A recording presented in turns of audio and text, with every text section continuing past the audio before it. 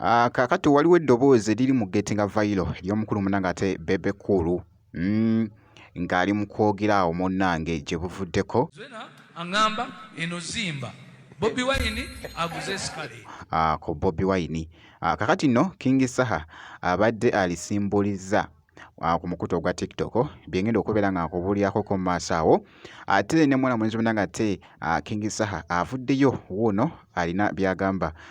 Byengenda okubeera nga nkuyitirayitirako kaakati nno munnange ate Irene Namubiru munnange kye yeekola. Emitala w'amayanja esayidi eriho kikabuka ate nga mwana mulenzi munnange ate Dr. Jose Chameleone bannange kyakoze Kenya. Muganda wange tosaanidde kubeera nga osubwa ku mwana mulenzi munnange ate Dr. Jose Chameleone wali kyakoze munnange ate Kenya kirala bulala nnyo. Kaakati nno sigenda kubeera nno nga ndwawo bampita Jaminati. Nsinzira ku Jaminati Yogi. Video osobola ogimpeera like kw'ossa ate n'okusubscribinga kasita obeera nga tonnaba. Naye kati kansooke nkutegeezeko wali omukulu munnange ate King Saha esayidi eno wali kaakati nno waliwoko eddoboozi ery'omukulu munnange ate Bebe Cool nga bwe mbadde nkunnyonnyola wali mu kusooka libadde liri mu gettinga viral okwetooloola munnange. Kaakati nno ne King Saha nno abadde nga naye alisimbuliza munnange wali alikozemuko wali. Kaakati nno amaka g'oli mu kulaba ge g'omwana mulenzi munnange ate King Saha abadde ali mu kulaga awo amaka ge era nga bw'ogalaba. Kaakati era ku sayidi y'emu n'omukulu munnange ate Bobi Wine waliwo n'akatambi akabadde ka trading wali nga bali mu kulaga munnange ate amaka ge ng'eddoboozi liri mu kutambula mu katambi. Naye actually kansooke nkuwe lino erya King Saha ate mu maaso awo njije. Zwena aŋŋamba eno zimba Bobi Wine aguze escalate. Nina okulinyisa levu kuba kasajja bwe nkaleka ne kagenda wano bajja kulowooza nze kapere n'entumya hama mu ssente z'ennyumba. Era ndowooza oliwulidde bulungi munnange libadde ligettinga viral kw'ossa n'ako akatambi ak'omukulu munnange ate Bobi Wine amaka ge era mu ddoboozi lye limu ery'omukulu munnange ate Bebe Cool.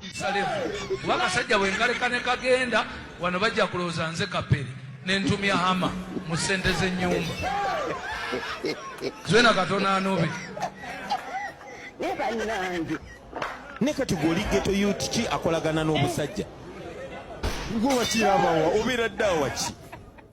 Byebyo nno munnange ate ebiri mu gettinga ate viral esayidi eyo ku ddoboozi ery'omukulu munnange ate Bebe Cool nga ayogera munnange ate ku nsonga za Bobi Wine gye buvuddeko esayidi eyo. Kaakati nno era ku sayidi y'emu munnange Shaddaki omuyimbi King Saha munnange MTN yawulidde omulanga munnange ate ogwa King Saha anti King Saha yavaayoko wali mu katambi yali munnange ate wali ekyotera n'agamba bannange netiwaka yammwe nga si nnungi biki munnange.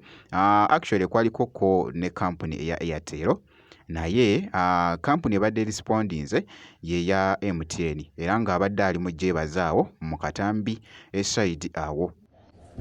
Yamani nebaza nnyo MTN okurespondinga nga nkomplaininze ku kiri ewaffe ekirembo ekatana. Nebaza omwami Kabalega Emmanuel asobodde okunkubirako nandaga nti wagenda kubaawo ekikolebwa. Kibadde kinnuma nnyo nga bantu bange ab'ekirembo ekatana tebandaba ku TikTok tebandaba wantu wonna ate era nga ne network batawaanya omuntu okuwuliziganya ne munna ali mu kibuga. So mwebale nnyo nno munda ze MTN mukola kati kanninde era nja kujja abantu bange mbategeeze nga network eteredde mu kyalo mujja kundaba nga ndi ku live mu kyalo MTN.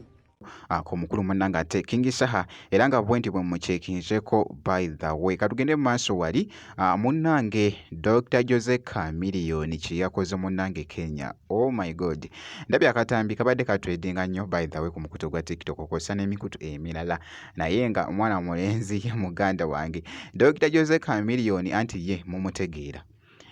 Omutegeera muganda wange gwe alaba Jaminati Yogi munnange ate faani wa Chameleone wali omumanyi engeri nga agenzeko wali ku stage muganda wange aba agenda kikwatamu munnange ate otya n'okutya naye nga wali by the way show yabadde nnungi nnyo abantu babadde bangi wali munnange ate mu Kenya era nga yabasokose munnange ate wali omubimba ne ngamba bannange.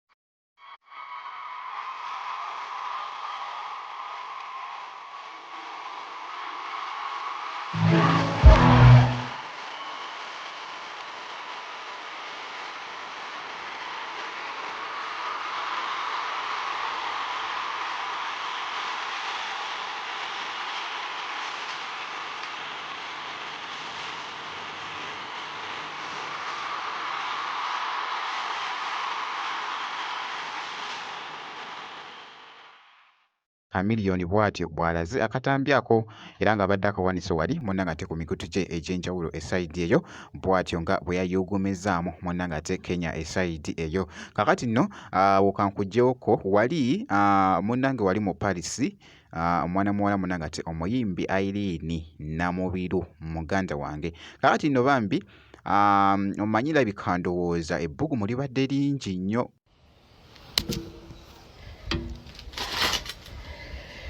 Today, the weather is very, very bad.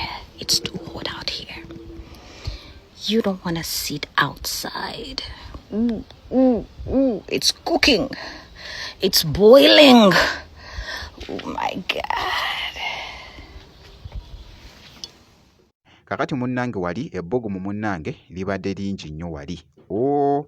N'agamba bannange ki ekiri eno naye nga bambi abadde ali mu gonyenga mukaawo crazy era nga boogezako kulaba akatambi ako wali jjukira nti nno nakyalo ono amabeesi ge munnange gasinzidde munnange wali mu Paris mu France esayidi eyo era nga ne famire ye munnange ate gyeri esayidi eyo mwana muwala munnange ate Irene Namubiru era nga bulaba akatambi ako nno kabadde kakutumba biro wali ku mukutu gwa Instagram ng'ali mu kwekola ebintu awo ne ŋŋamba bannange bwe kityo nno bambi abadde bambi wali nga munnange ate kimususeko nga bw'owulidde munnange nga bw'abadde ayogera munnange ate mu katambi esayidi eyo. Kakati nno bwe nti bwe nkoze bampita Geminati nsinza ku Geminati Yogi ngenda kubeera nga nkomawoko mu maaso eyo ne